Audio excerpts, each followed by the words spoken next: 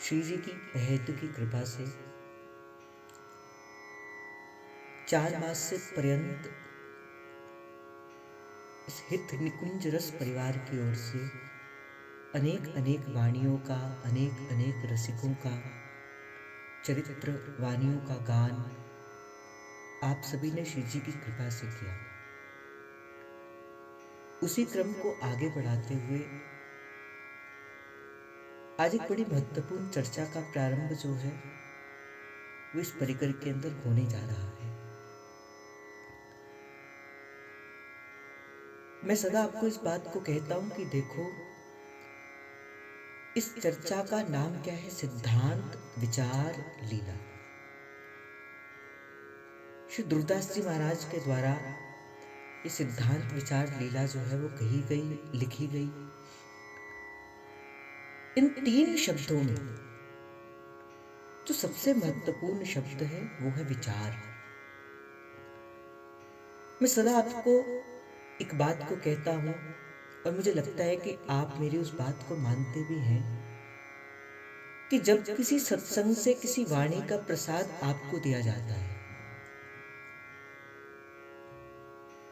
उस वाणी के प्रसाद के बाद मैं तो अभी बाकी वाणियों में तो चाहे आपने इस बात को किया हो चाहे नहीं किया हो, किंतु मैं अपेक्षा करता हूं कि जितने दिन भी ये सिद्धांत विचार लीला की चर्चा श्री जी की कृपा से चलेगी, चाहे वो 5 दिन, चाहे वो 10 दिन, या चाहे जितनी भी श्री जी की इच्छा होगी, जैसे ही चर्चा का विराम हो, उस चर्चा के विराम होने के बाद आप यहाँ पे रुकिए मत। आप किसी से बात मत करिए, आप किसी से मोबाइल मत चलाइए या कुछ मत करिए। जिस सिद्धांत की बात आचार्य चरण अपनी वाणी के अंदर करते हैं, जो आपको प्रसाद जिस सिद्धांत का दिया जाएगा, उसका पुनः पुनः विचार करिए। ये चर्चा मूल रूप से किस पे केंद्रित है? विचार के ऊपर। क्या एक साधक का जीवन होना चाहिए, कैसे एक साधक का जीवन, कैसे कैसे इस पथ के ऊपर उसको चलना है, इस पथ पर चलते हुए क्या मुश्किलों का सामना उसे करना पड़ सकता है, और कैसे उन मुश्किलों से अपने आप को बाहर निकालना है। ये सर्व बात जो है श्री सिद्धांत विचार लीला के अंदर श्री दुर्दास जी महाराज ने पहले ही हम जैसे साधकों पर कृपा करने के लिए लिख दी थी। तो आओ इस भाव का प्रसाद जो है हम ग्रहण करें बड़ी गंभीरता के साथ। मैं आपसे एक बात का निवेदन करके आज के भाव के अंदर प्रवेश करूंगा। देखो, आप इस भाव से आना, इस भाव से मत समझना, इस भाव से मत आना कि केवल एक मैं कहने वाला हूं, आप सुनने वाले हैं। इस भाव से मत आना। इस भाव से आओगे तो हो सकता है वस्तुतः वो प्रसाद जो दुर्दास जी महाराज देना चाहते हैं, वो प्रसाद वस्तुतः वैसा का वैसा आप तक ना पहुंचे। आज हम और आप इस भाव से इस सत्संग का प्रारंभ करेंगे कि मानो हम सब श्री ध्रुव सखी की उस कुंज के अंदर बैठ के ही कुछ समय श्री दुर्दास जी के साथ जो बैठकर इस श्री जी के इस रस की वार्ता जो है कर रहे हैं। इसी भाव से अपने मन के अंदर यही भाव लेके बैठना कि कुछ दिन मैं कहने वाला नहीं, आप सुनने वाले नहीं। श्री दुर्दास जी महाराज के पास बैठ के श्री जी की कुछ बात करेंगे। श्री दुर्दास जी महाराज अपने जीवन का अनुभव जो है, जो साधक के जीवन का अनुभव है, वो हमसे बांटेंगे। और ऐसे अपने जीवन पर जो अनुभव श्री दुर्दास जी महाराज कहेंगे, पुनः पुनः पुनः पुनः उस अनुभव का विचार आपको अपने जीवन के अंदर करना है। तो आओ आज के भाव के अंदर हम प्रवेश करें, जिसे आचार्य चरण अपनी वाणी के अंदर अगम्य कहते हैं, अगोचर कहते हैं, उसे प्रतिष्ठित करते हैं, प्रतिकीर्तित करते हैं। अनुभव प्राप्त रसिक जन भी जिस भावनाओं का अनुसरण करते हैं, जिस पथ का अनुसरण करते हैं और महाप्रभु के दिखाए हुए उस मार्ग का अनुसरण करते हुए कहते हैं, आगम निगम अगोचर श्री राधे, चरण सरोज व्यास अवतंस, नमो नमो जय गुरु हरिवंश। जिस रस की बात हम नित्य प्रति करते, श्री दुर्दास महाराज कहते, प्रगट प्रेम को रूप धर श्री हरिवंश उदार, वृंदावन रस कहन को प्रकट धर्यो अवतार। अब यहाँ पे प्रश्न उठता है कि वस्तुतः ये वृंदावन का रस है क्या। जिसे मैंने पहले कहा, बड़ी गंभीर तरह की आज की वार्ता होगी। इन बड़ी गंभीरता के साथ आप इस वार्ता का श्रवण करना। वस्तुतः जो आचार्य चरण अपनी वाणी के अंदर जो उपास्य तत्व है, हम जिस बात की बात करते हैं, हित की यहाँ उपासना, हित के हैं हम दास, हित विशेष राखत रहो चित्त नित हित की आस। वस्तुतः वो जो हित है, हित क्या है, इस वृंदावन के अंदर परिलक्षित होने वाला जो रस है उसे हित कहा जाता है, उसे प्रेम कहा जाता है। वस्तुतः ये हित जो है ये कैसे अनुभव का विषय बनता है। देखो, हम नित्य प्रति श्री जी की चर्चा करते हैं और चर्चा करने की आज्ञा श्री जी महाराज ने स्वयं अपने श्रीमुख से दी है। तन ही राग सत्संग में मन प्रेम रस भेद सुख चाहत हरिवंश हित कृष्ण कल्पतरु सेव। तो चर्चा के द्वारा क्या होता है, केवल चर्चा के द्वारा इस रस को पाया नहीं जा सकता। आप कहोगे अगर चर्चा के द्वारा इस रस को पाया नहीं जा सकता तो क्यों इस चर्चा के अंदर हमें आना चाहिए। देखो, चर्चा करने से क्या होता है, चर्चा जिसके बारे में चर्चा की जाती है, जिसके बारे में चर्चा के माध्यम से आपको बताया जाता है, उससे मिलने की लालसा आपके हृदय के अंदर प्रकट हो जाती है। जैसे जब आप श्रीमद् भागवत का पठन करते हो, श्रवण करते हो, तो ये एक फलम नंद नंदना, तो भागवत का जो फल है वो क्या है, श्री कृष्ण दर्शन लालसा। जब आप भागवत जी का श्रवण करते हो, आपके मन के अंदर क्या होता है, प्रभु श्री कृष्ण से मिलने की लालसा जो है वो उत्पन्न होती है। तो चर्चा से मिलने की लालसा तो प्रकट होती, किंतु चर्चा से मिलने का संतोष नहीं मिलता। संतोष तो कब मिलेगा, जब वस्तुतः आपने अपने जीवन के अंदर उस रस का पान किया होगा। जैसे मैं आपसे एक छोटा सा उदाहरण देकर कहूं कि जैसे हम भोजन करते हैं, तो भोजन की वार्ता करने से पेट तो नहीं भरेगा, किंतु भोजन की वार्ता करने से क्या होगा, आपको और भूख लगेगी, आपको और प्रसाद पाने की लालसा जो है वो बढ़ेगी। पर आपका पेट कब भरेगा, जब वस्तुतः आपने उस भोजन को ग्रहण करोगे, जब आपने उस भोजन को पाया होगा, तभी आपका जो पेट जो है वो भरेगा। उसी प्रकार ही चर्चा किस लिए सुनी जाती है, चर्चा किस लिए की जाती है, ताकि श्री कृष्ण से मिलने की लालसा, प्यारी जी से मिलने की लालसा आपके हृदय के अंदर प्रकट हो जाए। तो इसीलिए नित्य प्रति इस चर्चा का उद्वेग जो है वो करते हैं। नित्य प्रति ये कथा रूपी चर्चा जो आती है वो इसी कारण से आती है, ताकि आपके हृदय के अंदर प्यारी जी से मिलने की लालसा जो है वो बढ़ जाए। और मैं एक बात कह के आज के भाव के अंदर आगे बढ़ूंगा। भाई, कहूं ये रस कहाँ ठहरा, श्री दुर्दास जी महाराज अपने आप से प्रश्न करते हैं कि जो आचार्य चरण का जो रस तत्व है, जो मूल तत्व है, जो उपास्य तत्व है, जो प्रेम तत्व है, जो इष्ट तत्व है, कहो ये रस कहाँ ठहरा, ये रस वस्तुतः ठहरा कहाँ है। तो दुर्दास जी महाराज कहते हैं कि देखो ये रस ठहरा कहाँ है, बोले सखियन के उर नयन समानो। या तो सखियों के ये हृदय के अंदर ठहरा है, या सखियों के ये नेत्रों के अंदर ठहरा है।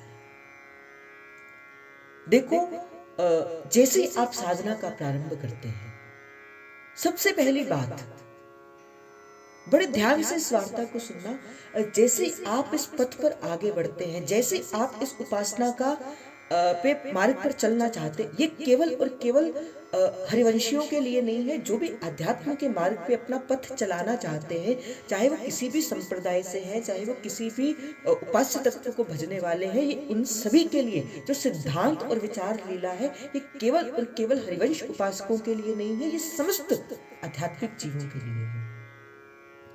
तो सबसे पहले जैसे आप इस पथ पर चलना प्रारंभ करेंगे, अभी आपको कुछ नहीं आता, आपने इस पथ पर चलना प्रारंभ किया, तो सबसे पहले एक बात को मानिए, आप और हम साधक हैं, केवल और केवल साधक। जिस दिन आपका मन इस बात को मान लेता है कि आप और हम केवल साधक हैं, आपकी यात्रा उसी समय ही आदि पूर्ण हो जाती है। और भाई इस मार्ग पे कोई सिद्ध तो वैसे ही नहीं है, क्योंकि आचार्य चरण कहते हैं ना जानो छिन अंत कबई बुद्धि घटहि प्रकाशित। आज मैं बैठ के आपको बड़ी बड़ी वार्ता को सुनाऊं, ना जाने यहां से उतर के मेरे मन के अंदर भी क्या संकल्प आ जाए, क्या विकल्प आ जाए, कौन जानता है इसको। पारासर सुर इंद्र कामिनी मन फंदया।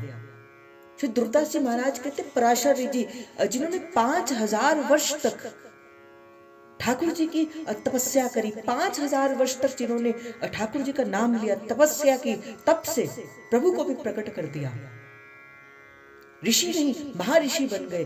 और वो भी जैसे ही बाहर आए तो क्या करते, एक सुंदरी का सौंदर्य देख के, एक मेनका के सौंदर्य पर अपने आप को वहीं पर गवा देते। वो पराशर ऋषि जिनके तेज का इतना बल था, जिनके अपनी तपश्चर्या का इतना बल था कि जब उस कामिनी ने कहा कि अभी तो दोपहर है, ये काम करने का समय नहीं है, इसके लिए तो रात का समय होता है, तो कहते तपस्या के बल के अंदर उन्होंने दोपहर को रात कर दिया और रात को दोपहर कर दिया। जिस ऋषि के पास इतनी तपस्या का बल था कि दिन को रात कर दिया, रात को दिन कर दिया, वो अपने मन को नहीं समझा पाए। इसीलिए कहा सिद्धांत की बाढ़ के साथ अपने जीवन को सदा रखना। तो सबसे पहले तो ये विचार करिए आप साधक हो। जैसे ही आप इस पथ का प्रारंभ करेंगे और आपका मन इस कहे को मान लेगा कि हाँ आप साधक हो, आदि यात्रा आपकी उसी समय हो जाएगी। और एक बात को मैं बड़ी विशेष के तौर पे कहूंगा, जैसे ही आपका मन मानेगा आप साधक हैं और आप ईमानदारी से चलना प्रारंभ करेंगे, उसी समय ही आपके जीवन के अंदर कई विषय जो हैं वो प्रकट हो जाएंगे, कई अनुभव आपके जीवन के अंदर प्रकट हो जाएगा। जैसे आप इस मार्ग के अंदर चल, भाई ये जो उपासना है ये आज की उपासना है, कोई 5000 वर्ष पहले जो उपासना ठाकुर जी जो श्री कृष्ण आए, ये वो वाली उपासना नहीं है, ये निकुंज की उपासना है, ये नित्य उपासना है, नवीन उपासना है। इसीलिए आचार्य चरण अपनी वाणी के अंदर श्री चतुरासी जी के अंदर क्या कहते हैं, आज भी श्री हिज्जू महाराज अपनी वाणी के अंदर जिस शब्द को प्रतिकीर्तित करते हैं वो कहते आज निकुंज मंजू में खेलत नवल किशोर नवीन किशोरी बनी वृषभानु नंदिनी आज। तो भाई ये उपासना कौन सी है, ये उपासना आज की उपासना, नित्य उपासना। तो जैसे आप प्रारंभ करोगे इस पथ पर चलना, जैसे आप प्रारंभ करोगे, सबसे पहले क्या होगा, आपके जीवन के अंदर अनुभव आने प्रारंभ हो जाएगा। इस बात का मैंने आपको पहले भी प्रसाद दिया था कि जैसे ही आप मार्ग के अंदर चलते हैं, सबसे पहले क्या होता है, कहो ये रस कहाँ ठहराना, कहाँ ये रस प्रकट हुआ। ये रस प्रकट होता है सखियों के हृदय के अंदर, सहचरियों के हृदय के अंदर ये रस प्रकट होता है। और जैसे ये रस हृदय के अंदर प्रकट होता है, वो रस क्या करता है, ये रस समाता नहीं, ये रस बढ़ता है अपने ऊपर की दृष्टि की ओर। क्यों? क्योंकि इस रस का प्रकट कहां से हुआ, आपके हृदय के अंदर हुआ। और इसने यात्रा कहां पे करनी, आपके नेत्रों तक की यात्रा करनी है। आप देखो क्यों किसी के चिन्ह से पता लगे आप किसके हो, क्या मात्र ये चिन्ह ही हमारी पहचान है क्या? अगर वस्तुतः आपको ये प्रेम, ये रस स्पर्श किया है, क्या आपके मस्तक पर चढ़े चिन्हों से ही, ये चिन्हों से ही आप पहचाने जाओगे? आपके वस्त्र, आपकी कंठी से ही आप पहचाने जाओगे, आप वैष्णव कहे जाओगे? ऋषिकों ने तो ये कहा, छाप तिलक सब छीन लीरी, तुझसे नैना मिलई के, छाप तिलक सब छीन लीरी, तुझसे नैना मिलई के। वस्तुतः जिसको ये रस का स्पर्श होता है, जिसको रस का स्पर्श करता है, हृदय से प्रकट होता है ये रस और यात्रा करता है कहाँ की, इन नेत्रों की। भाई नेत्र बता देते हैं कि किसके हृदय के अंदर कैसा रस प्रकट है। और जैसे यात्रा प्रारंभ होती है एक साधक की, मैंने आपसे कहा ना, बड़ी गंभीरता के साथ इस वार्ता को सुनना। जैसे यात्रा प्रारंभ होती है, इस साधक अपनी यात्रा को प्रारंभ करता है, हृदय में रस प्रकट हुआ, क्योंकि प्रकट होगा। जैसे श्री हरिवंश नाम लोगे, श्री हरिदास नाम लोगे, अपने आचार्य चरण का नाम लोगे, अपना शरणागत, अपना निज मंत्र लोगे, कि रस प्रकट होगा। और जैसे प्रकट होगा, बढ़ेगा रस, यात्रा करेगा अपने नेत्रों की ओर। पर बड़ी गंभीरता की बात है, जैसे यात्रा का ऊर्ध्वगमन होता है, जैसे यात्रा बढ़ती है, बढ़ते बढ़ते यात्रा जैसे ही हमारे मुखमंडल तक पहुंचती है, हम क्या करते हैं, इस मुख के द्वारा उस रस को प्रकट कर देते हैं। जो अपने जीवन का अनुभव होता है, हम उसे प्रकट कर देते हैं। और जैसे ही वो रस प्रकट हुआ था हृदय के अंदर, उर से हृदय से प्रकट हुआ, यात्रा कर रहा था नेत्रों की, और जैसे ही मुख से प्रकट हुआ, वो यहां से बह गया, तो नेत्रों तक तो पहुंच ही नहीं पाया। इसीलिए कहा जाता है भाई, आपके जो जीवन का जो अनुभव है, आपके जो जीवन का अनुभव है, उसे बड़ा दुराकर, उसे बड़ा छुपा कर रखना चाहिए। एक भक्त की संपत्ति क्या है, उसके अपने जीवन की उस जीवन के जो छोटे छोटे जो प्यारे प्यारे अनुभव हैं, यही उस भक्त की संपत्ति है। और भगवान तो अपने भक्त के लिए नित्य नित्य नवीन नवीन लीलाएं जो है वो करते रहते हैं। मैं आपको एक छोटा सा अनुभव बताता हूँ। अभी कुछ दिन पहले की बात है, श्री जी की कृपा से पूज्य इंद्रेश जी के पास सुनना का सुअवसर मिला, और बड़ी सुंदर बात उन्होंने कही। इंद्रेश जी महाराज ने कहा कि हम कुछ दिन पहले की बात है, 2019 की ये बात है, कि उससे पहले हम वृंदावन के अंदर ही रहते थे, कभी श्रीनाथ जी महाराज के दर्शन करने नहीं गए थे। ये उनके अपने जीवन का अनुभव है, कैसे प्रभु अपने भक्त के भाव की रक्षा करते हैं। आप इस मार्ग पर चलिए तो सही, आप इस मार्ग पर चलिए तो सही, प्रभु तो आपकी उंगली पकड़कर आपके संग संग चलेंगे। तो पूज्य इंद्रेश जी महाराज ने कहा, बोले 2019 की बात है, पहले तो वृंदावन धाम के अंदर ठाकुर जी के दर्शन किया करते थे। एक बार की बात है, कथा करने के लिए हमें गुजरात जाना था। हमारी जो सबसे छोटी बहन है, उनका विवाह जो है वो वल्लभ कुल के अंदर गुसाई जी के परिवार के अंदर हो। तो उनमें ये नियम है कि जब कोई वधू का विवाह होता है, वर वधू का विवाह होता है, तो श्रीनाथ जी के सन्मुख जो है वो उनको लेकर जाया जाता है, गोवर्धन नाथ के पास उनको आशीर्वाद दिलवाने के लिए लेके जाया जाता है। तो कहते कि मेरी जो सबसे छोटी बहन थी, उन्होंने मुझे फ़ोन किया, उन्होंने कहा आप कहाँ पे हो? तो उन्होंने कहा मैं अभी इस समय अहमदाबाद के अंदर हूँ। तो कहा कि 3-4 घंटे का तो रास्ता है, आप श्रीनाथ जी आ जाइए, नाथ द्वारा के अंदर श्रीनाथ जी, हम सभी जो है वो श्रीनाथ जी के दर्शन करने चलेंगे। तो कहते कि मेरे मन के अंदर भी था कि गोवर्धन नाथ के दर्शन करने जाना है, तो मैं भी संग संग चला गया। कहते कि जैसे मैं गोवर्धन नाथ के दर्शन करने गया, कहते मुझे तो ऐसा लगा ही नहीं कोई श्री विग्रह मेरे सामने, मुझे लगा तो कोई 10-11 वर्ष का कोई ग्वाला जो है वो वस्त्र पहन के वो सामने खड़ा होगा। और कहते बिन विचार के मेरे मन में आया कि क्यों रे ठाकुर जी, क्यों ब्रजवासियों से रूठे हुए हो? क्या वृंदावन में दूध माखन दही नहीं मिलता था? क्या आप नहीं जानते कि वृंदावन से आते आते नाथ द्वारा पहुंचना हो तो 12 घंटे का समय लग जाता है? क्यों इतनी दूर आकर बैठे, चलो हमारे साथ वापस वृंदावन चलो। कहते भोले से मन से मैंने श्रीनाथ जी को ये बात जो है वो कह दी, और कोई मन में भाव नहीं था, और कोई स्तुति, कोई कुछ भी नहीं कहा,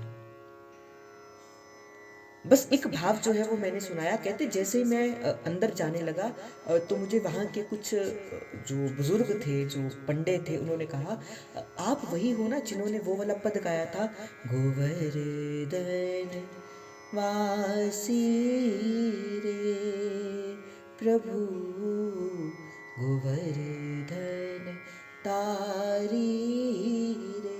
तो उन्होंने कहा कि बस मैंने श्रीनाथ जी को ये पद गा के सुना और सुनाया, और श्रीनाथ जी से प्रार्थना की कि आप क्यों यहाँ पर बैठे हो, आप चलो हमारे साथ वृंदावन चलते। तो कहते हैं कि जैसे ही मैं वहां से बाहर निकला, श्रीनाथ जी के दर्शन करके मैं जैसे ही बाहर निकला, एक व्यक्ति आए, उन्होंने मेरे हाथ के अंदर एक कुछ चीज पकड़ाई। उन्होंने कहा कि श्रीनाथ जी ने आपके लिए एक तोहफा भेजा है। तो कहते मैंने भी उसको स्वीकार कर लिया। और कहते जैसे मैंने अपने जो स्थान था, अपने बहन के घर जाके जैसे मैंने उसको खोला तो अंदर कौन, श्री श्रीनाथ जी का बड़ा सुंदर सा विग्रह जो है गोवर्धन नाथ का, वो था।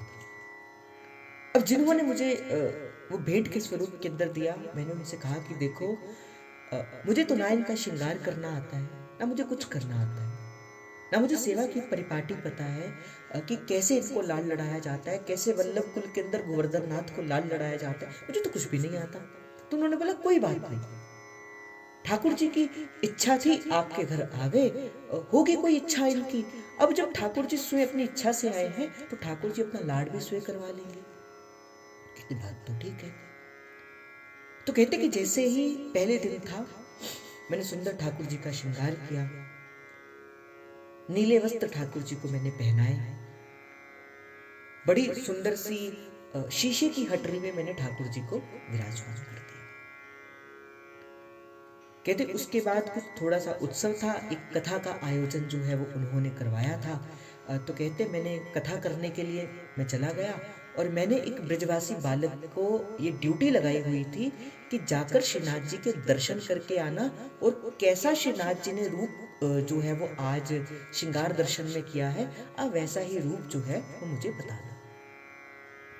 तो कहते जैसी कथा का मैंने कथा की, कथा करने के बाद मैंने उस ब्रजवासी बालक से पूछा, बताओ आज श्रीनाथ जी महाराज ने कैसा श्रृंगार धारण किया था। तो ब्रजवासी बालक बोला, आज तो ठाकुर जी बड़े सुंदर लग रहे थे, नीली पोशाक को धारण किया हुआ था और शीशे की हटरी के अंदर तो विराजमान थे। तो उन्होंने बोले मैंने श्रीनाथ जी के दर्शन का बोला, मैंने अपने ठाकुर जी के दर्शन का नहीं बोला, मैंने अपने गोवर्धन नाथ का दर्शन का नहीं बोला, जो मंदिर के अंदर विराजमान जो ठाकुर जी, मैंने उनके दर्शन का बोला, उन्होंने क्या श्रृंगार किया। बोले नहीं, मैं भी उन्हीं की बात बता रहा हूँ, नीले रंग की पोशाक है और शीशे की हटरी के अंदर विराजमान है। तो कहते मैं शाम को जब दर्शन करने गया, उत्थापन के बाद मैं दर्शन करने जाया करता था, और सच में वैसा ही था श्रृंगार, नीले रंग की पोशाक श्री गोवर्धन नाथ ने धारण करी और शीशे की हटरी के अंदर विराजमान। तो मैंने कहा कोई बात नहीं, बड़ी बार ऐसे होता है कि जो श्रृंगार हम यहाँ पे धारण करते हैं वैसे ही श्रृंगार जो है कई बार राधा वल्लभ लाल जी भी धारण करते हैं, तो कोई बात नहीं। कहते अब दूसरा दिन आया, और जिस दूसरा दिन आया तो मैंने आज लाल रंग की पोशाक धारण करी और मोतियों की हटरी के अंदर श्रीनाथ जी को विराजमान कर दिया। अब अगले दिन कथा हुई, जैसी कथा का विराम हुआ, मैंने फिर उस ब्रजवासी बालक से बोला, बताओ आज श्रीनाथ जी ने कैसा श्रृंगार धारण किया था। बोले आहा, आज तो ठाकुर जी का बड़ा सुंदर श्रृंगार था, लाल रंग की पोशाक उन्होंने धारण करी थी और मोतियन की हटरी के अंदर विराजमान थे। कहते मैं बड़ा सा अचंभित हो गया, मेरे शरीर के अंदर रोमांचित हो गए, मेरे जो रोम थे वो खड़े हो गए, ये कैसे हो गया। मैंने फिर पूछा, नहीं मैंने गोवर्धन नाथ के श्रृंगार का पूछा है, अपने ठाकुर जी के श्रृंगार का नहीं पूछा। कहते नहीं, मैं गोवर्धन नाथ के श्रृंगार का ही बता रहा था।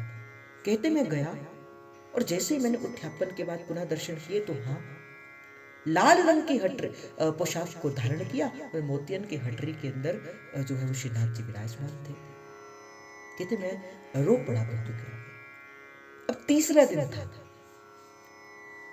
कहते मेरे मन में आया कि क्यों ना आज एक ऐसा श्रृंगार धारण किया जाए जो इस मौसम में वस्तुतः श्रीनाथ जी धारण नहीं करते। तो कहते मैंने क्या किया कि ठाकुर जी को बड़ा सुंदर सी एक पोशाक धारण करी और ठाकुर जी को सेहरा बना दिया, ठाकुर जी को दूल्हा बना दिया। श्रीनाथ जी वस्तुतः बन्ना बन्नी सरकार नहीं बनते, वो राधा वल्लभ लाल जी बनते। तो कहते मैंने श्रीनाथ जी महाराज को दूल्हा बना दिया। तो कहते कि जैसे ही मैंने दूल्हा बनाया, आज मेरा मन कहते कथा में नहीं लग रहा था। आज बार बार कथा में रहते हुए मेरे मन के अंदर बस यही बात आ रही थी, आज श्रीनाथ जी ने कैसा श्रृंगार धारण किया होगा, आज श्रीनाथ जी ने कैसा श्रृंगार धारण किया होगा। और कहते जैसे ही मैंने चर्चा का विराम किया, जैसे ही मैंने अपनी कथा का विराम किया, मैंने उस ब्रजवासी बालक से कहा बताओ बताओ।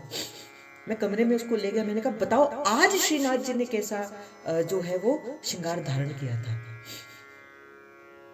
तो कहते सब लोग मुझसे मिलने लगे थे, महाराज जी आपसे मिलना है, महाराज जी आपसे। मैंने कहा रुको, पहले पहले मुझे ये जानना है कि श्रीनाथ जी महाराज ने आज कैसा श्रृंगार धारण किया था। तो कहते वाह, आज तो श्रीनाथ जी ने बड़ा विचित्र श्रृंगार धारण किया था। बोले क्या?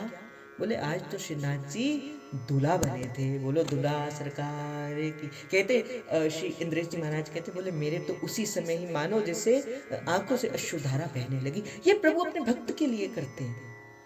उसी समय ही उनकी आंखों से अश्रुधारा बहने लगी और सच में जब दर्शन करने देखे तो वहां देखा प्रभु तो दूल्हा सरकार बन के विराजमान, रो पड़े। प्रभु बताना चाहते भाई आपके श्री विग्रह के अंदर, जो आप घर पे जो सेवा करते हो उस विग्रह के अंदर और जो मंदिर के अंदर जो विराजमान श्री विग्रह उसमें कोई भेद नहीं होता। वो ठाकुर जी ही वहां पे प्रकट होते हैं, ठाकुर जी ही वहां पे खड़े होते हैं। भाई मैं अपने जीवन का अनुभव बताता हूँ, कुछ वर्ष पहले की बात है और आज जय जय के श्रीमुख से भी मैंने सुना। आप इस बात को मानते ही नहीं कि राधा वल्लभ लाल जी साक्षात सार सर्वस्व विग्रह श्रृंगार रस माधुर्य सार सर्वस्व विग्रह श्री प्यारी जो ही सन्मुख खड़ी है। आज से कुछ वर्ष पहले की बात है, ये मेरे अपने जीवन का अनुभव है। अभी जो टिकैत अधिकारी जो विराजमान है पूज्य शेख मोहित महाराज जी महाराज, उनके पिताजी उस समय श्री राधा वल्लभ लाल जी की सेवा के अंदर थे और जो राधा वल्लभ लाल जी की देहरी के सामने जो जगह होती है उसे जगमोहन कहा जाता है। तो श्री जी की कृपा से जगमोहन के अंदर हम बैठे हुए थे, श्री राधा वल्लभ लाल जी के दर्शन कर रहे थे। तो कुछ साधक आए होंगे और राधा वल्लभ लाल जी के जैसे ही दर्शन करने लगे हाथ जोड़कर अपनी आंखों को बंद कर दिया। देखो इस बात का बड़ा ध्यान रखना, जैसे आप श्री विग्रह के सन्मुख जाके आंख बंद कर देते हो, आपकी उस समय उस विग्रह के अंदर शिला बुद्धि होती, भगवत बुद्धि नहीं होती।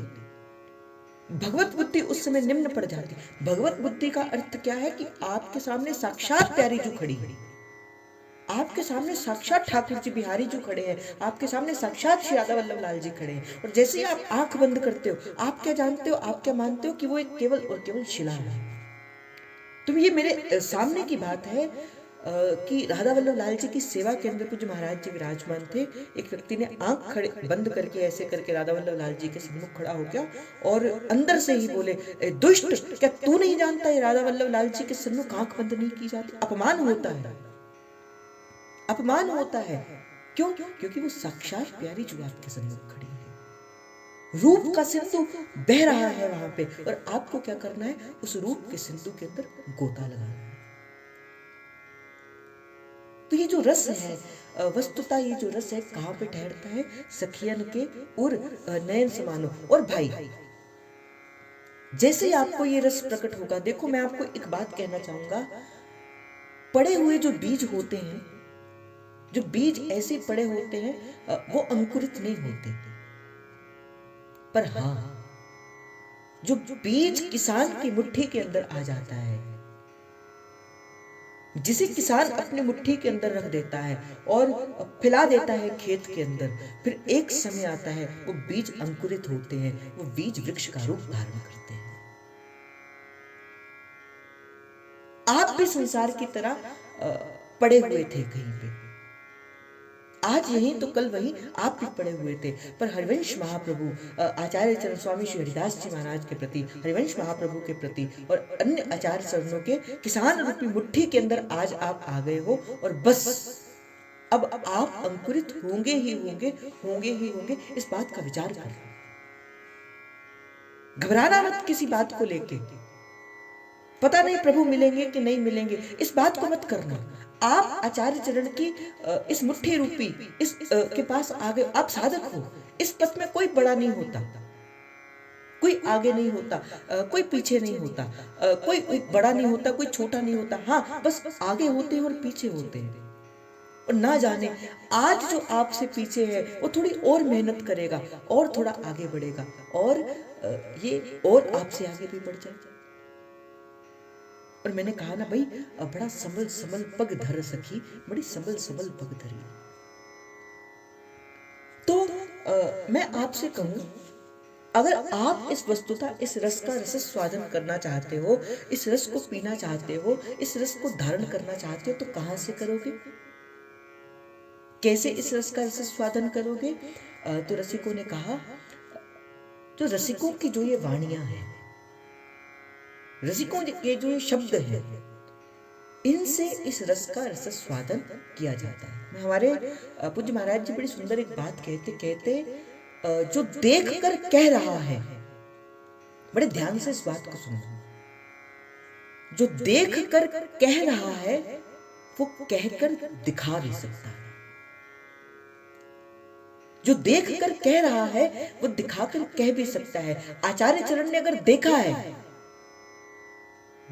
रूप बेल, देखा है उन्होंने बनी वृषभानुनंदिनी आज, तो आचार्य चरण ने अगर उसको कहा है श्रीमद चतुरासी जी के अंदर, तो वो कहकर हमें वो दिखा भी सकते हैं कि बनी वृषभानुनंदिनी आज।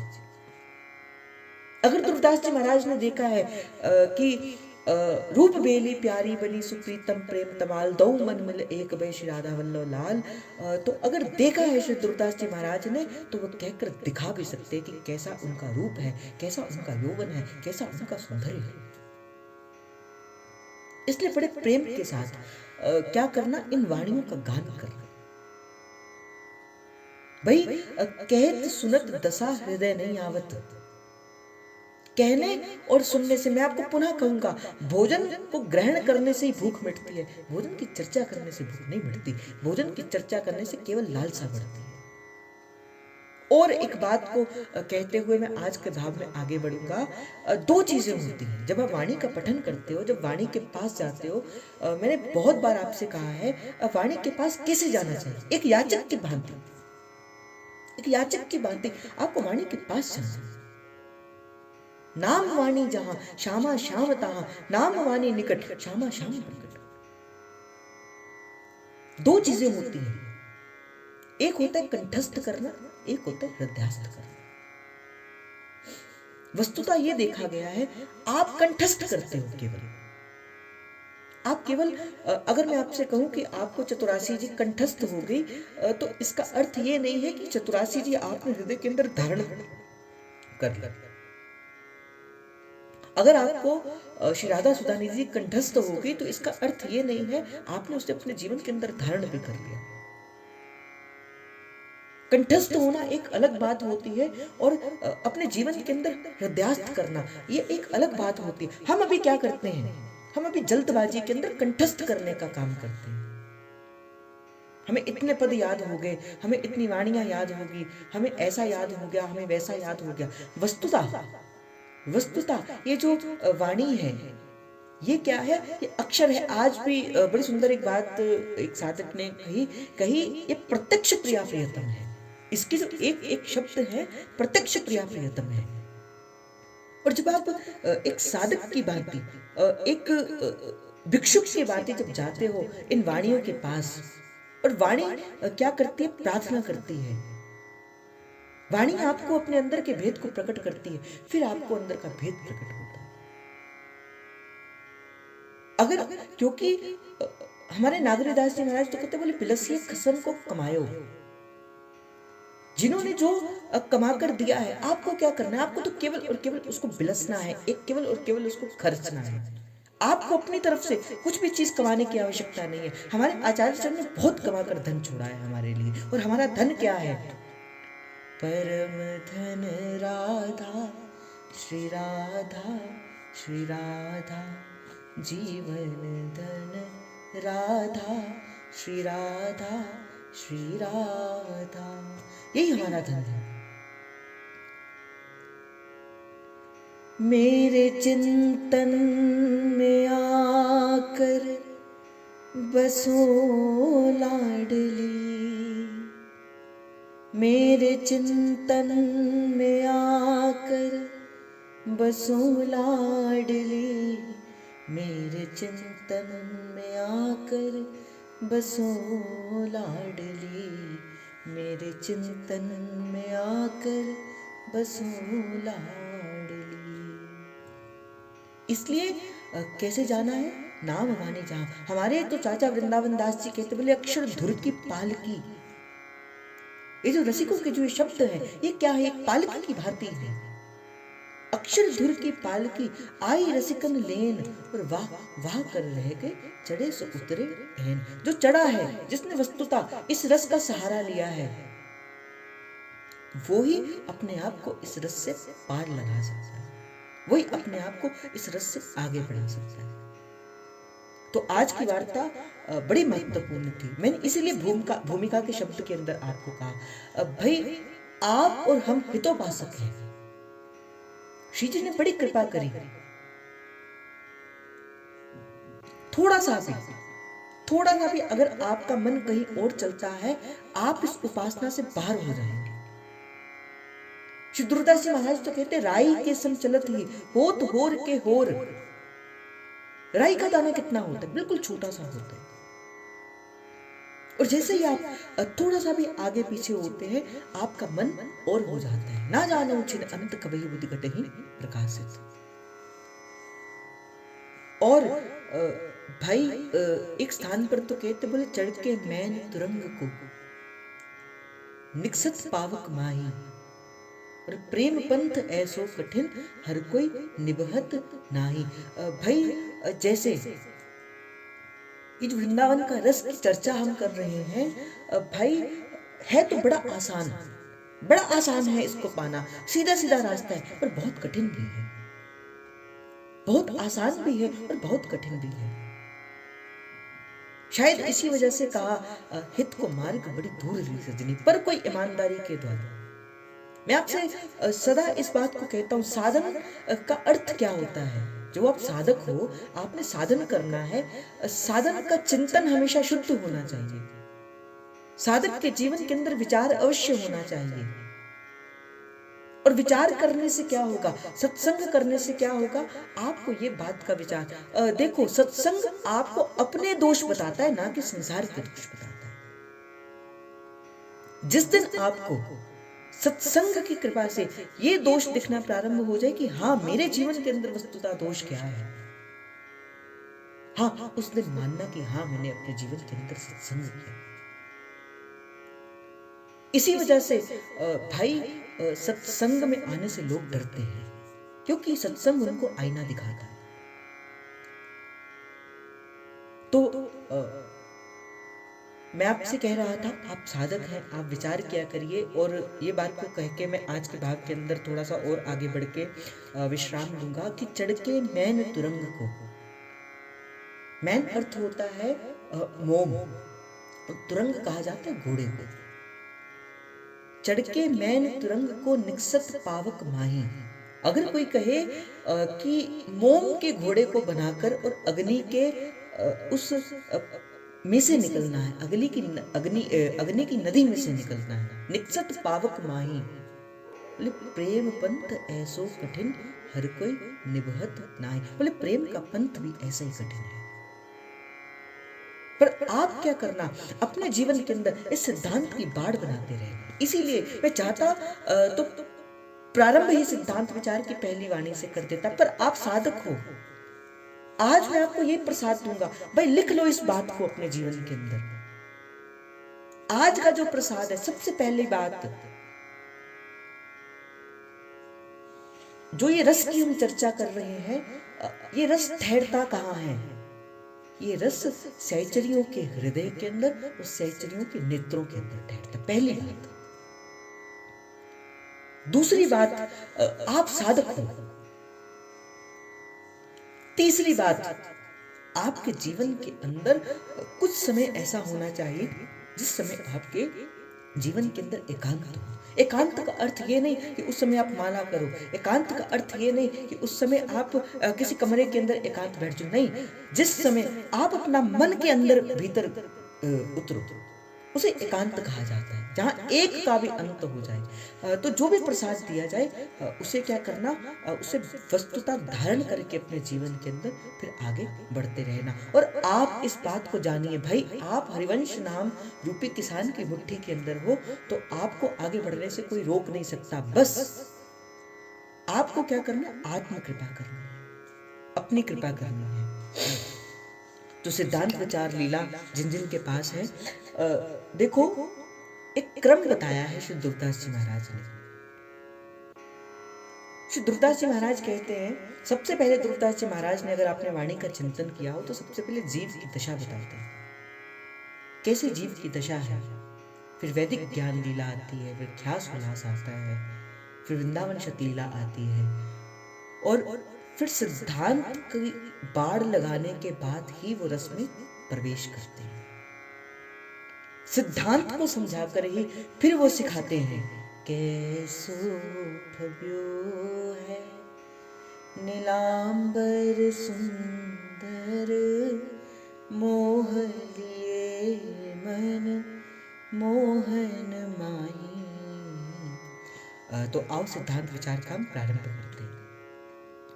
प्रेम की बात कछु एक लाडली लालचू, जैसे उर में उपजई तैसी कही, रसिक भक्तन सो विनती है, जो कछु घटबड़ भूल कही हो, सोई कृपा करी समझाई देवी।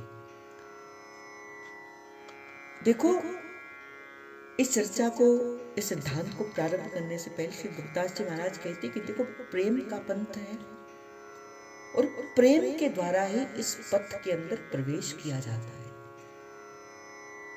और प्रेम क्या सिखाता है? भक्ति का, भक्ति ही प्रेम है, प्रेम ही भक्ति है।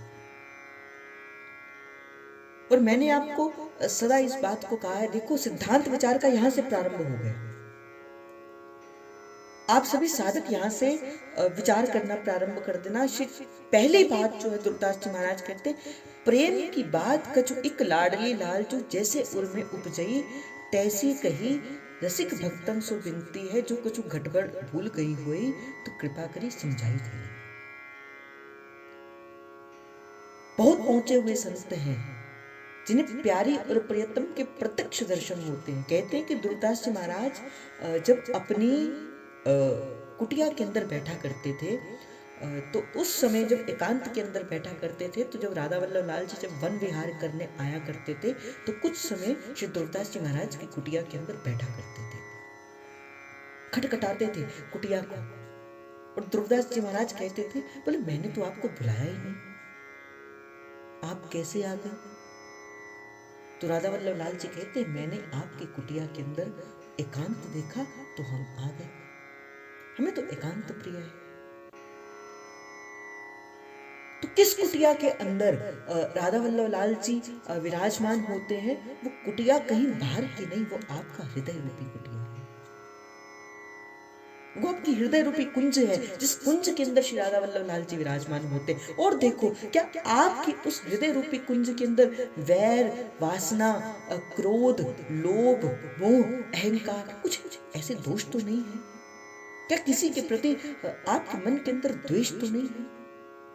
क्या आज मैं आपसे नित्य प्रति कहता हूँ, आज राधा वल्लभ लाल जी कहें कि हाँ चल बेटा मैं तेरे हृदय के अंदर विराजमान होना चाहता हूँ, क्या आज आपका हृदय रूपी जो कुंज है, क्या वो प्रभु को बिठाने के योग्य है? तो सिद्धांत विचार लीला के अंदर आपको इस बात का ही विचार मिलता रहेगा। तो सबसे पहले कहते हैं झुककर प्रणाम करते हैं। श्री दुर्दास जी महाराज यहाँ पे झुककर प्रणाम करते हैं। सबसे पहले मैं आपको ये बता दूं कैसे ये वाणी का जो है वो प्राकट्य हुआ। आचार्य चंद महाप्रभु श्री हरिवंश चंद्र जी महाराज के 4 पुत्र हुए, श्री वंचंद्र, श्री कृष्णचंद्र जी, श्री गोपीनाथ जी, श्री मोहन चंद्र जी। और आचार्य चरण की एक पुत्री हुई जिनका नाम था साहिबा देवी। 32 वर्ष तक महाप्रभु श्री हरिवंश चंद्र जी महाराज जी देवबन के स्थान के अंदर रहे। श्री राधा नवरंगी लाल जी को सेवा जो है वो आचार्य चरण ने 32 वर्ष की आयु तक करी। श्री जी की कृपा हुई, श्री जी की आज्ञा हुई और आचार्य चरण से कहा कि आप अब आगे की उपासना इस वृंदावन के अंदर करिए। महाप्रभु ने अपने तीसरे पुत्र श्री गोपीनाथ जी महाराज को श्री राधा नवरंगी लाल जी की सेवा का पदभार जो है वो सौंप दिया। उन्हीं गोपीनाथ जी महाराज के शिष्य हुए श्री ध्रुवदास जी महाराज। श्री ध्रुवदास जी महाराज के जो पिताजी थे वो आचार्य चरण के शिष्य थे, और ध्रुवदास जी महाराज जो थे वो आचार्य चरण के तृतीय पुत्र श्री गोपीनाथ जी महाराज के शिष्य थे। अब जैसे ही आचार्य चरण ने मंत्र का दान दिया, और जैसे ही श्री ध्रुवदास जी महाराज ने उस मंत्र का जप जो करना प्रारंभ हो गया, अब मन लगता नहीं देवबन के अंदर। गुरु के चरणों में अर्जी लगाई कि प्रभु अब मुझे वृंदावन का वास का प्रसाद जो है वो दे दीजिए। गोपीनाथ जी महाराज ने आज्ञा दी। ध्रुवदास जी महाराज चलते चलते आ गए सीधा वृंदावन के अंदर। अब जैसे ही वृंदावन का आश्रय मिला, कालिंदी का कूल मिला, हरिवंश महाप्रभु के नाम का सानिध्य मिला, लताओं का आशीर्वाद मिला, श्री राधा वल्लभ लाल जी के दर्शन मिले, अब वो प्रेम हृदय के अंदर प्रकट हो गया। मैंने कहा ना, जब हृदय के अंदर प्रकट होता है तो वो बढ़ता है। अब प्रेम समाता है। अब उस जो देखी, जो लीला देखी, अब उसका गान करना चाहते थे। जो लीला को देखा अब उसके बारे में कहना चाहते थे, सुनना चाहते थे। अब कैसे गाया जाए, कैसे कहा जाए। बड़ी प्रार्थना करते श्री जी से, श्री जी जो मैंने आपके इस रूप माधुरी के दर्शन को किए हैं, मैं उसे कहना चाहता हूँ, उसे गाना चाहता हूँ। मैंने कहा ना, आचार्यों की ये जो वाणियां हैं ये क्या है, उनके अपने जीवन के अनुभव हैं। ये मात्र एक शब्द नहीं है, ये अपने जीवन के अनुभव हैं। तो ध्रुवदास जी महाराज के मन के अंदर भी आया कि क्यों ना मैं इसको गाऊं। औंधे मुंह पड़े हो गए, पहुंच गए कहां पे, राजमंडल के अंदर। और उस वट वृक्ष के नीचे पहुंचकर श्री हरिवंश श्री हरिवंश श्री हरिवंश श्री हरिवंश श्री हरिवंश श्री हरिवंश इस नाम का जप करने लगे। ना भूख की चिंता, ना प्यास की चिंता, छके हुए उस रस के अंदर, और श्री हरिवंश नाम का सतत जप करने लगे। राजमंडल के अंदर विराजमान हुए। श्री हरिवंश श्री हरिवंश श्री हरिवंश। एक दिन बीता, 2 दिन बीते, ना भूख की चिंता, ना प्यास की चिंता, और तीसरा दिन बीत गया। तीसरा दिन जो है वो अंतिम घड़ी के अंदर था, मानो अब प्राण निकल जाएंगे। कहते कि उसी समय ही ललिता विशाखा चंपक चित्रा तुंग विद्या रंग देवी इंदुलेखा अरु सखी सुदेवी सकल यूथ हित सेवी। अष्ट सखियों के संग श्री महारानी जी ने वहां पर श्री ध्रुवदास जी महाराज को दर्शन दिए। औंधे मुंह पड़े थे श्री ध्रुवदास जी महाराज। अपने पावन श्री चरणों का अंगुष्ठ जो था श्री ध्रुवदास जी महाराज के मस्तक पर लगाया। श्री ध्रुवदास जी महाराज को थोड़ी सी चेतना आई, और प्यारी जो कहती है, वाणी भई जो चाहत कियो, ये श्री जी के शब्द हैं। वाणी भई जो चाहत कियो, उठ सोवर ताको सब दियो। और जैसे ही ये शब्द कि वाणी भई जो चाहत कियो, उठ सोवर ताको सब दियो, ये श्री जी के श्रीमुख से निकले हुए शब्द हैं। इसे अपने हृदय के अंदर धारण करना आप लोग भी। तो जैसे ही श्री ध्रुवदास जी महाराज ने ये शब्द कान में पड़े कि वाणी भई जो चाहत कियो, उठ सोवर ताको सब दियो, कहते कि उसी समय ही ये वाणी का प्रकाश ध्रुवदास जी महाराज के इस हृदय मंदिर के अंदर हो गया। अब लीला प्रत्यक्ष रूप के उनके सन्मुख प्रकट हो गई। अब लीला उनको दिखनी प्रारंभ हो गई। देखा तो सन्मुख प्यारी जो नहीं थी, प्यारी जो अंतर्हित हो चुकी थी, अंतर ध्यान हो चुकी थी, और वाणी की लीला का प्राकट्य जो है वो हो चुका था। और ये जो 42 लीला है, इसका प्राकट्य कहीं और से नहीं हुआ, इसका प्राकट्य श्री जी के इन गोरे गोरे चारों चरणों से हुआ है। जैसे भगीरथी गंगा जो है वो नारायण के चरणों की धोवन है, तो ये जो 42 लीला है ये हमारे श्री जी के चरणों की धोवन है। ये श्री जी के चरणों से इसका प्राकट्य हुआ। इसलिए एक हितोपासक के अपने जीवन के अंदर ये 42 लीला का गान जो है वो नित्य प्रति होना चाहिए। हमारे हरिवंश श्री राधा वल्लभ लाल जी ने तो बड़ा पक्षपात किया है इस वाणी के साथ। बाकी वाणी तो राधा वल्लभ लाल जी थोड़ी समय के लिए सुनते हैं, किंतु 4 मास तक, 4 महीने तक पर्यंत श्री राधा वल्लभ लाल जी इस 42 लीला की समाज को सुनते हैं। और रसिक प्राप्त जो अनुभव प्राप्त जो रसिक है वो कहते हैं कि जब राधा वल्लभ लाल जी के सन्मुख ये वाणी का गान किया जाता है तो वाणी हित ध्रुवदास की सुन जोरी मुस्कान, श्री राधा वल्लभ लाल जी प्रसन्न हो जाते हैं। और राधा वल्लभ लाल जी सिद्धांत की रचना करने के बाद श्री ध्रुवदास जी महाराज फिर ही रस के अंदर प्रवेश करते हैं। यही क्रम है इस रस के अंदर प्रवेश करने का। तो कहते कि प्रेम की कछु एक बात जो लाडली लाल जो जैसे उर्मे उपजे। देखो भक्त, मैं आपसे सदा कहता हूं, अगर आप साधक हैं, आप अपने आप को सबसे छोटा मानिए, आप अपने आप को बड़ा मत मानिए। बड़ा तो केवल एक प्रभु है, बड़े तो केवल वही हैं। किंतु क्या देखा जाता है, एक साधक के जीवन के अंदर ही अभिमान जो है वो बढ़ जाता है, अहमता उसकी बढ़ जाती है। चाहे वो भजन का लोभ हो, चाहे वो किसी और चीज का लोभ हो, चाहे रूप का लोभ हो, चाहे धन का लोभ हो। वस्तुतः ये देखा गया है कि साधक के जीवन के अंदर अभिमान होता है। ध्रुवदास जी महाराज को प्यारी जी ने दर्शन दिए, वाणी का प्राकट्य श्री ध्रुवदास जी महाराज को प्यारी जी ने अपने चरणों की कृपा से निकाला। और वही जब वाणी के अंदर प्रवेश कहते तो कहते जैसी लाडली लाल जो उर में उपजई वैसे ही मैं कहता हूं। और कहते कि रसिक भक्तों से विनती है कि कहने में, इस वाणी का गान करने में, इस वाणी का कथन करने में, इस वाणी का लेखन करने में अगर कुछ त्रुटि हो जाती है, कुछ गड़बड़ हो जाती है, कुछ ऊपर नीचे हो जाता है, तो कृपा करी समझाई देनी। मैं सबसे छोटा हूं, मुझे कुछ नहीं आता। तो रसिक भक्तन से विनती है कि हाँ, अगर वाणी का गान करते हुए मैं कुछ प्यारी जी के रूप के बारे में, सौंदर्य के बारे में, प्रेम के बारे में, हित के बारे में कुछ ऐसा ऊपर नीचे कह दूं, तो रसिक भक्तन से विनती है कि आप मुझे अपना निज बालक जानकर समझा दें। तो सबसे पहला गुण जो साधक के जीवन के अंदर जो सिद्धांत के विचार के रूप के अंदर होना चाहिए, वो सदा उसके मन के अंदर दैन्यता होनी चाहिए, आदर भाव। सबसे पहले हम क्या भी देखते हैं कि हम एक दूसरे से लड़ पड़ते हैं। इधर राधा वल्लभ लाल जी का दर्शन करने के लिए एक व्यक्ति खड़ा है और हम क्या करते हैं, उसे धक्का देकर स्वयं दर्शन करने आगे बढ़ जाते हैं। भाई क्या पता वो राधा वल्लभ लाल जी से क्या बात कर रहा होगा, और जैसे आप उसे खींचते हो न जाने राधा वल्लभ लाल जी भी उससे बात कर रहे होंगे। हाँ, जैसे वो निकले उस समय आप जो है वो दैन्य भाव से हाथ जोड़ के हे प्रभु जी मुझे भी दर्शन कर लेने दीजिए।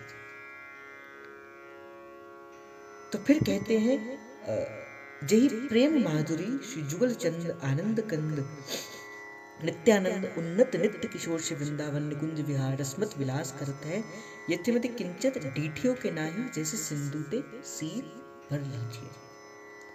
कहते कि कैसे मैं बात करूं, कैसे हमारे राधा वल्लभ लाल जी हैं, कैसी हमारी श्री जी हैं, कैसे इनका रूप सुंदर है, कैसे इनकी रूप माधुरी है। कहते कि आनंद कंद प्रभु के कुछ नाम कहे कि प्रभु जुगल चंद है। जुगल अर्थात राधा और कृष्ण, राधा और वल्लभ, राधा और रमण, तो इसे जुगल कहा जाता है। और राधा वल्लभी उपासना जो है वो केवल एक उपासना नहीं, वो युगल उपासना है। तो कहते हैं कि आनंद कंद नित्यानंद नव निमायमान उन्नत नवल किशोर जो है वो श्यामा श्याम युगल चंद वृंदावन में निकुंज विहार की जिस माधुरी में रसमत्त बने रहते हैं, यही प्रेम माधुरी श्री जुगल चंद आनंद कंद नित्यानंद उन्नत नित्य किशोर श्री वृंदावन निकुंज विहार रसमत विलास करते हैं। श्री तुलसीदास जी महाराज यहाँ राधा वल्लभ लाल जी के कुछ नामों का अनुकरण करते। पहले वो जुगल चंद है, जहां भी विहार करते हैं वो जुगल के रूप के अंदर विहार करते हैं। वो आनंद कंद है, वो अपने रूप के द्वारा वो अपने रूप की माधुरी के द्वारा रसिकों के हृदय को आनंद से भर देने वाली है। वो नित्य आनंद है। ऐसा नहीं, रूप की लहरें नित्य प्रति राधा वल्लभ लाल जी के रूप से निकलती हैं। तब तब तो कहा, जब जब देखूं तेरो मुख तब तब नयो नयो लागे। आपने देखा होगा, आपको भी कई वर्ष हो गए राधा वल्लभ लाल जी के दर्शन करते हुए। आप जितनी बार भी श्री राधा वल्लभ लाल जी का दर्शन करते हो, आपको एक नए रूप का अनुभव होता है। क्यों? क्योंकि वो नित्य किशोर है, आदि से आदि भी है और नवीन से नवीन भी है। उनसे पहले कोई था नहीं, वो सबसे पुराने भी हैं, और उनके बाद का भी कोई है, वो सबसे नवीन भी है। तो इसलिए कहा वो नित्य आनंद है। वो साधक के हृदय के अंदर नित्य आनंद की वर्षण करते हैं, इसलिए उनका एक नाम नित्यानंद भी है। और उन्नत नित्य किशोर श्री वृंदावन निकुंज विहार, और कहते हैं कि ये जुगलचंद आनंद कंद नित्यानंद जो राधा वल्लभ लाल जी हैं, ये वृंदावन की इस निकुंज माधुरी के अंदर आज भी रसमत्त विलास करते हैं। इस रस के द्वारा यहाँ पे विलास करते हैं। और कहते यथावत किंचित डीठियों की कही जैसी, और कहते मैं कैसे इस रस की बात को कह सकता हूँ। देखो कैसी दीनता श्री दुर्दास जी महाराज के जीवन के अंदर है, देख कर कह रहे हैं, पर फिर भी कहते जथामति किंचन डीठियों के नाही। अब मैं कैसे इस रूप का वर्णन कर पाऊं, जैसे सिंधुते सीप भर लीजिए, जैसे कोई समुद्र में से छोटी सी सीप भर लेता है, बस मैं इतना ही श्री राधा वल्लभ लाल जी के रूप सौंदर्य की वाणी को जो है वो कह सकता हूँ। तो आज का भाव इतना कहते हुए श्री जी के चरणों में समर्पित करते हैं।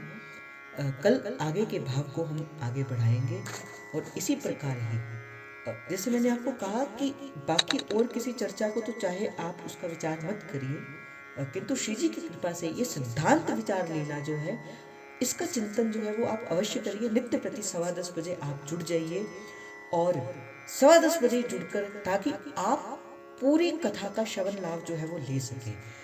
तो आज का भाव श्री जी के चरणों में समर्पित आप सभी के हृदय के अंदर बैठे प्रेम प्रभु को, हित प्रभु को। जय जय श्री हरिवंश, जय जय श्री हरिवंश, जय जय।